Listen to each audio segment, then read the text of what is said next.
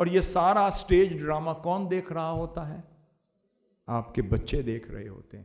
کل کو انہوں نے ایکٹر نہیں بننا تو پھر کس نے بننا؟ اگر کسی عورت نے اپنا کام کروانا ہے، بات منوانی ہے، اس کا علاج شیریں زبان ہے۔ اگر آپ بھی لڑیں گے، وہ بھی لڑیں گے، لڑ کے محلے والے تماشا دیکھیں گے۔ پھر گھریلو زندگی میں جب چپ کلش پیدا ہوتی ہے، ہم آہنگی میں فقدان ہوتا ہے، اعتماد میں کمی ہوتی ہے، باہمی احترام کی کمی کی وجہ سے گھر کا سکون چلا جاتا ہے۔ عورت شوہر پہ شک کرتی ہے اور شوہر عورت پہ شک کرنا شروع ہو جاتا ہے، اور یہ سارا سٹیج ڈرامہ کون دیکھ رہا ہوتا ہے؟ آپ کے بچے دیکھ رہے ہوتے ہیں۔ کل کو انہوں نے ایکٹر نہیں بننا تو پھر کس نے بننا ہے؟ اور کل کو پھر آپ کہتے ہیں حضور شیخ الاسلام میرا بچہ رائے راست پہ نہ رہا، مشن کو نہیں سمجھ رہا، وہ یہ غلط چیزیں انٹرنیٹ پہ دیکھتا ہے، سوشل میڈیا پر دیکھتا ہے۔ سوال یہ پیدا ہوتا ہے اس کے ہاتھ میں یہ گیجٹ کس نے پکڑایا؟ کس نے اس کے ہاتھ میں دیا تاکہ ماں کو وقت مل جائے وہ گپ شپ لگا لے؟ اور گپ شپ کیا ہوتی ہے؟ ہماری غیبت۔ وہ اس کی بات اس کو کی، اس کی بات ادھر کی، اس کی بات ادھر، سوائے غیبت کے اور کیا؟ اگر وہ وقت ماں اپنی اولاد کی نگہبانی میں، نگہداشت میں دیکھتی۔ اس لیے فرمایا کہ وہ جو عورت ہے وَالْمَرْأَةُ رَاعِيَّةٌ فِي بَيْتِ زَوْجِهَا، آقا صلی اللہ علیہ وسلم نے فرمایا عورت اپنے شوہر کے گھر کی ذمہ دار ہے، نگہبان ہے، اس کی نگہداشت میں گھر چلتا ہے، اور اس سے اس کے گھر کے بارے میں، اولاد کے بارے میں، تربیت کے بارے میں پوچھا جائے۔ اب اللہ رب العزت نے کیا فرمایا سکون کے بارے میں سنیے۔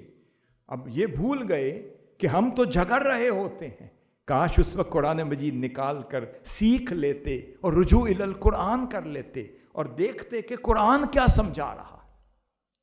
کہتے ہیں جی ہماری انڈرسٹینڈنگ نہیں ہو سکی، یہ انگلش کا لفظ بڑا اچھا ہے، ہم کہتے ہیں جی ہماری کیمسٹری نہیں مل سکی، ہماری انڈرسٹینڈنگ نہیں ہو سکی، مگر قرآن سے پوچھو قرآن کیا کہہ رہا ہے۔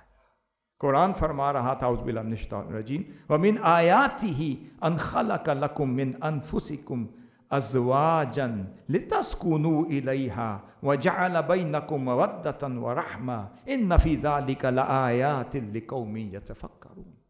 اور قرآن مجید میں اللہ رب العزت کیا فرما رہا تھا؟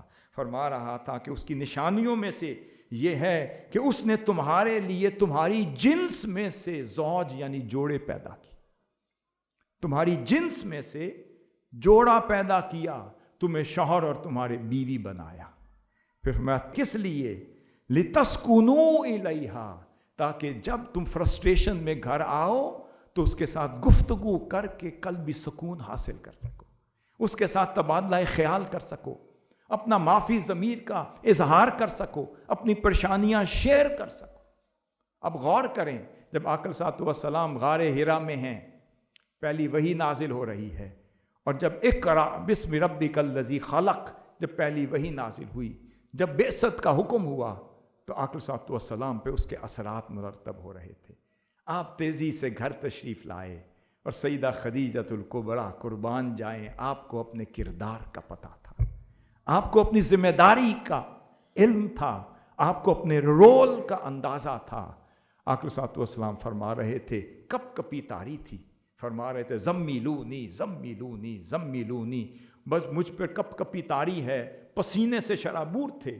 یہ وہ قرآن کا روب تھا، وہ قرآن کے حکم کا بوجھ تھا، وہ اس ذمہ داری کا روب تھا جس کے اثرات مرتب ہو رہے تھے۔ اب آقا صلی اللہ علیہ وسلم کو ایک ایسی زوجہ محترمہ کی ضرورت تھی جو انہیں دلاسا دے سکتی، جو سکون قلب کا باعث بن سکتی، جو اسی وقت ان سے شیریں زبان میں ہم کلام ہو سکتی۔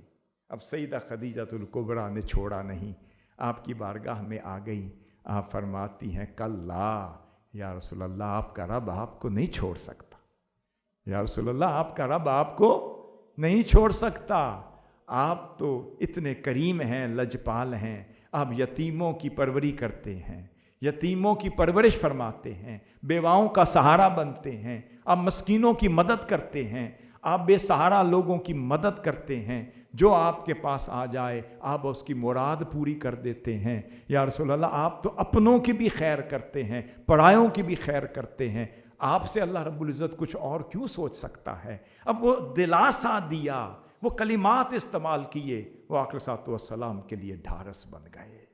حاضر محترم، اب یہاں پر فرمایا لِتَسْكُنُوا إِلَيْهَا کا مطلب سن لیجئے کہ تاکہ تم سکون پاؤ، آپس میں جب انٹریکشن کرو تم سکون قلب کا باعث ہو، عورت بھی پیار سے بات کرے، نرمی سے بات کرے۔ اس لیے آقا صلی اللہ علیہ وسلم نے فرمایا ان اللہ رفیق ویحب الرفق ویؤتی علی الرفق ما لا یؤتی علی العنف، کہ اللہ رب العزت تو شفقت والا ہے، نرمی والا ہے، اور نرمی میں وہ عطا کرتا ہے جو سختی میں کبھی عطا نہیں کرتا۔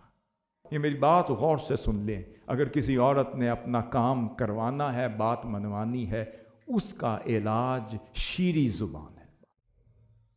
اگر روب ڈال کے بات کریں گے تو شور ہوگا، اور اگر حکمت سے بات کریں گے تو معاملہ فہمی ہوگی۔